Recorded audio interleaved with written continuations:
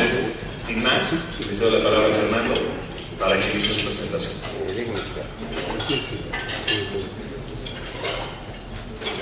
Buenos días.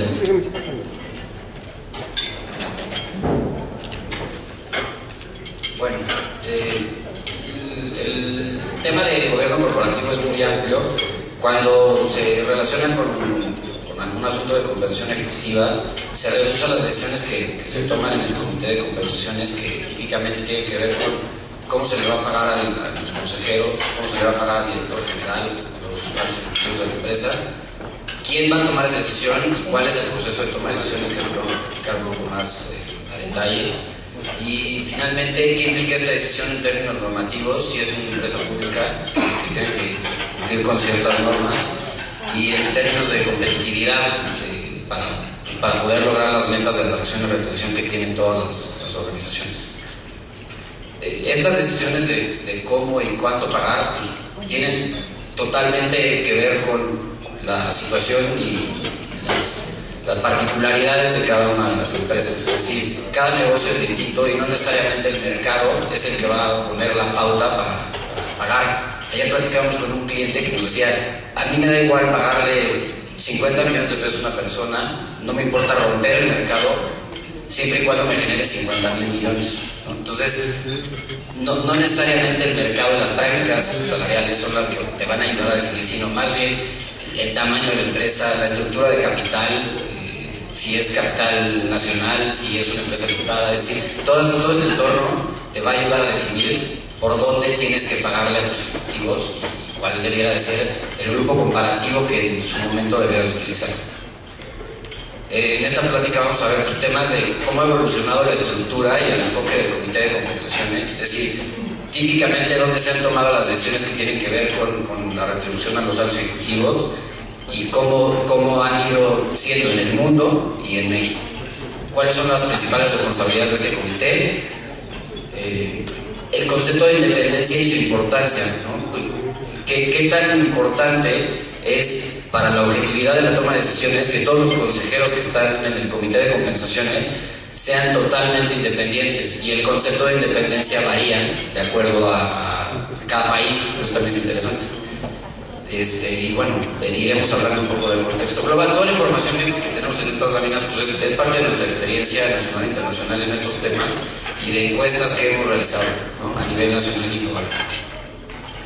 Las principales preocupaciones que hay alrededor de la compensación de los ejecutivos, que es la principal decisión que se toma en el comité de compensaciones, tiene que ver con cómo incentivar y retribuir al equipo ejecutivo para que ellos estén motivados y estén orientados a los resultados de corto y de largo plazo.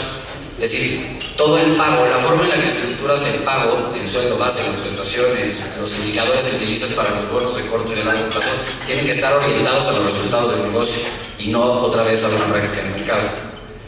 Atraer y retener al mejor talento, bueno, pues eso es crítico, sobre todo en un entorno donde la presión que existe de parte de los ejecutivos, que cada vez es mucho más competido en el mercado, pues hay que saber manejar esa presión para que tú puedas hacer un equilibrio entre tener un liderazgo adecuado, un liderazgo de largo plazo adecuado, que no genere una rotación nociva entre los principales líderes. Es decir, si tú tienes una rotación continua en los principales líderes, gente que no está comprometida con los planes estratégicos de 3 a 5 años de la organización, pues puedes tener una rotación peligrosa, ¿no? Entonces, manejar la presión que tienen estos ejecutivos en un entorno tan competido, cada vez más especializado, es un gran reto. También el tema de las regulaciones, que a veces por imitación a las tendencias globales, pero bueno, también lo que ha salido a nivel nacional pues ha cambiado un poco las reglas del juego en el sentido de cómo le voy a pagar, cuánto le voy a pagar, contra qué lo voy a ligar, etc. Y finalmente, en otros países más desarrollados existe una presión adicional por parte de inversionistas institucionales. Es una cultura distinta. Los inversionistas institucionales ejercen mucha presión y se fijan si le están pagando un bono de $20 millones a algún ejecutivo. Los medios de comunicación están muy al pendiente de esto. Es decir, es un tema mucho más de dominio público por la apertura que existe en otros países y que no puede ser así en México por el entorno, principalmente de inseguridad, entre otras cosas. para atender estas necesidades pues hay que tener una estructura de gobierno corporativo en materia de compensaciones muy bien estructurado, que sea realmente independiente para que las decisiones sean objetivas, que haya una filosofía de compensación clara en la organización y que sea coherente con la estrategia. El concepto de filosofía de compensación no normalmente es algo que se tiene muy presente, pero simplemente es ver qué parte de la estrategia quieres lograr pagando y qué es lo que vas a impulsar. Es decir, si tú fijas una política de compensaciones en determinado nivel del mercado, con cierta competitividad y qué elementos estás utilizando, va a enviar mensajes a la organización sobre si es una organización de alto desempeño o más orientada a procesos, es decir, tiene que ver mucho con la cultura y la estrategia de la organización. Y finalmente la información con la que se toman las decisiones tiene que ser pues, no solo confiable, sino realista para cada organización. Si yo voy a tomar un grupo comparativo de empresas que no tienen nada que ver con mi giro, con mi tamaño, pues la información no va a ser adecuada para que sea una toma de decisiones objetiva, ¿no? Y vamos a atender ahorita, vamos a ver un poco con más detalle cada uno de estos temas. Empezando con el tema del enfoque del comité de compensaciones, típicamente las decisiones de compensación de los altos ejecutivos y el director general se toman en el comité de prácticas societarias en México.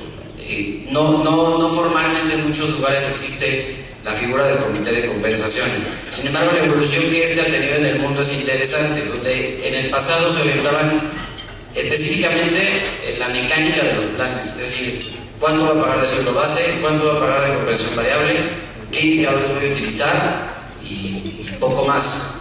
Ha ido evolucionando, orientándose más a medir el desempeño de los ejecutivos, es decir, el comité de compensaciones no solo se enfoca en compensaciones, sino al ser un órgano independiente que está protegiendo los intereses de los accionistas, de manera muy objetiva puede estar midiendo constantemente el desempeño del director general y del equipo directivo.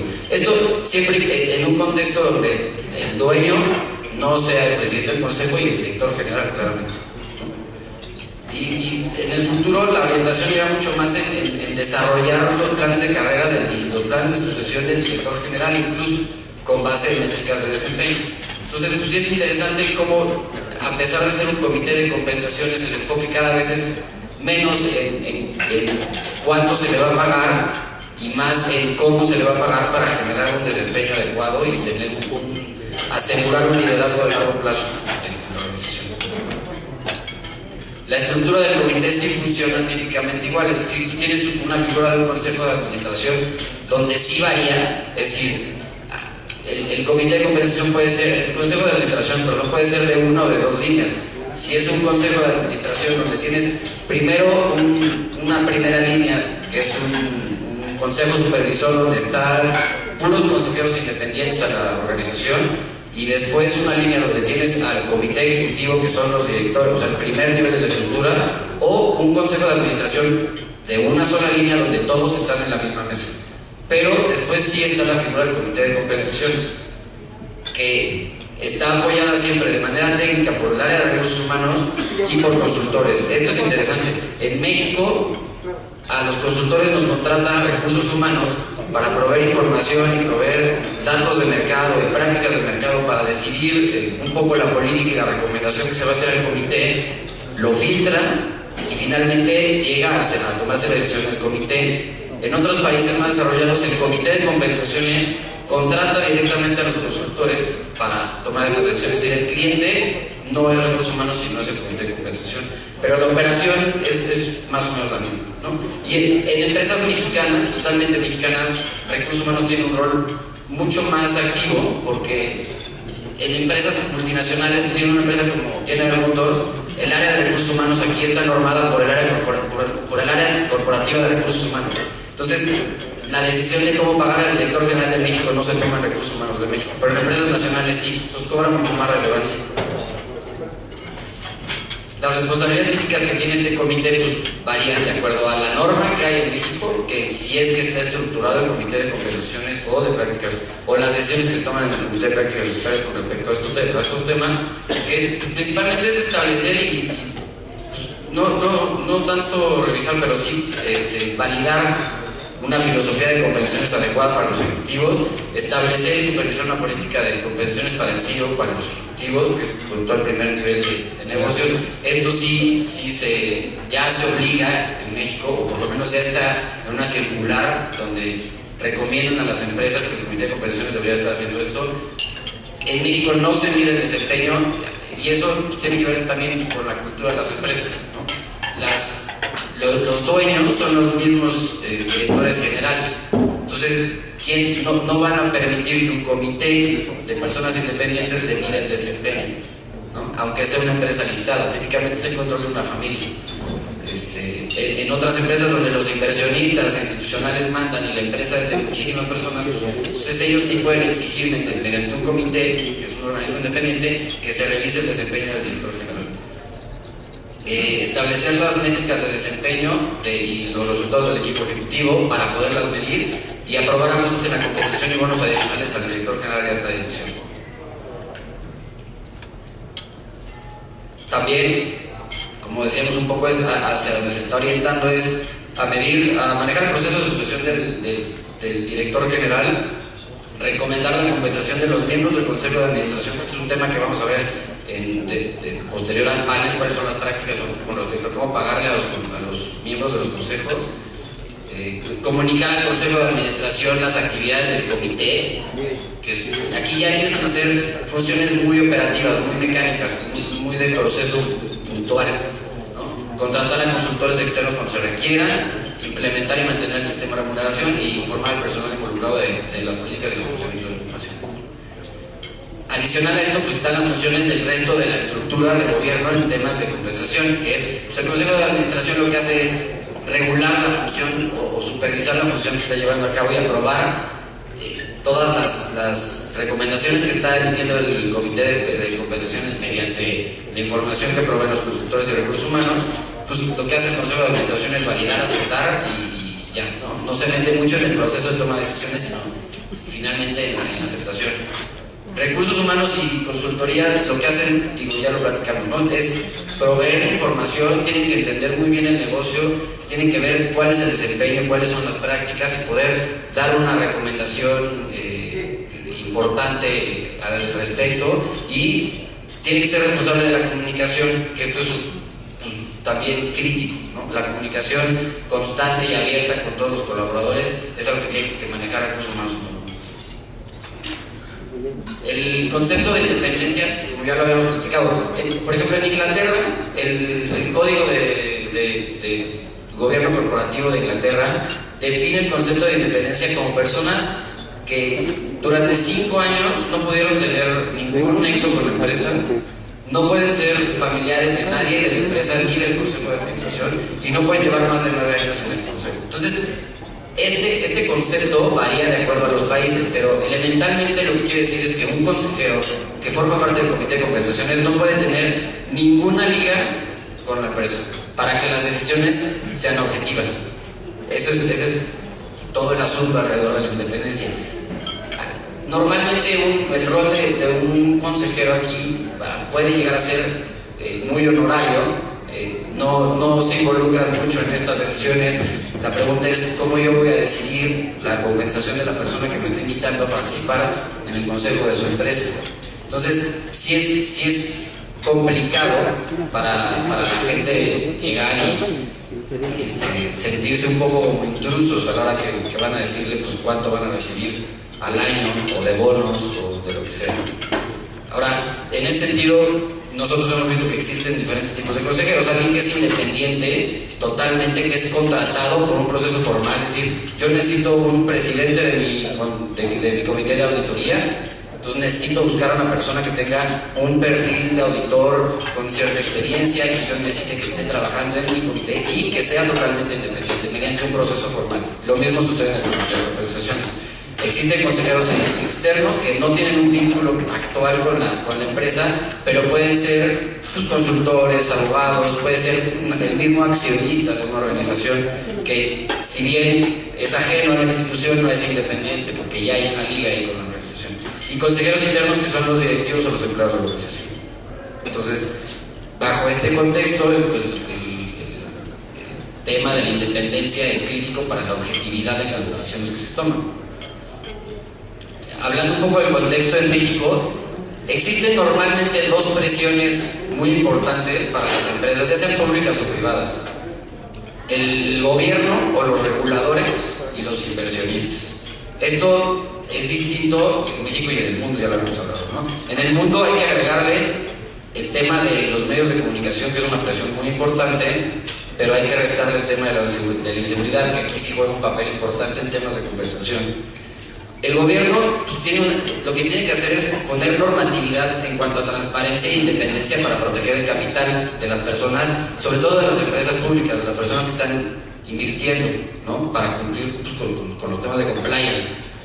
Para las empresas privadas cada vez más se quieren alinear estos temas de normatividad en cuanto a transparencia e independencia, porque no saben cuándo va a llegar una oportunidad de una fusión o de una venta, donde si no tienen todo eso arreglado y listo, pues se complican estos temas. Y otra cosa importante es que cuando la empresa es privada, normalmente el capital está en poder de una familia, de una persona. Conforme el tiempo pasa, el poder de las organizaciones empieza a bajar a diferentes generaciones. Entonces el capital pues, se empieza a dividir entre diferentes familias. Y aunque no sean accionistas institucionales los que estén queriendo revisar que las cosas se hagan de cierta manera, pues todas las diferentes familias quieren proteger su parte dentro de la organización. Entonces, por eso sí es importante que empresas privadas se empiecen poco a poco, lo hemos visto, se empiecen a pegar a la normatividad que se define para empresas públicas. Por otro lado, los inversionistas ejercen presión porque son los dueños de las empresas, ¿no? Y ellos son los que quieren ver si le van a pagar cuánto dinero a sus ejecutivos, es porque están generando resultados y valor de largo plazo para la organización principalmente. Entonces, en cuanto a empresas públicas, pues son los accionistas mayoritarios en México, parte de la administración, ¿no? Alguien de cada familia o de la familia única dueña siempre tiene alguien en la administración de la organización. Entonces, no hay tanta presión por parte de los inversionistas en ese sentido en México. Y pues mucho menos en empresas privadas, donde los dueños son la misma administración, ¿no? Y una diferencia también importante es, como decíamos, ¿no? Aquí los montos no son tan descabellados, o por lo menos no lo son en relación al tamaño de las organizaciones.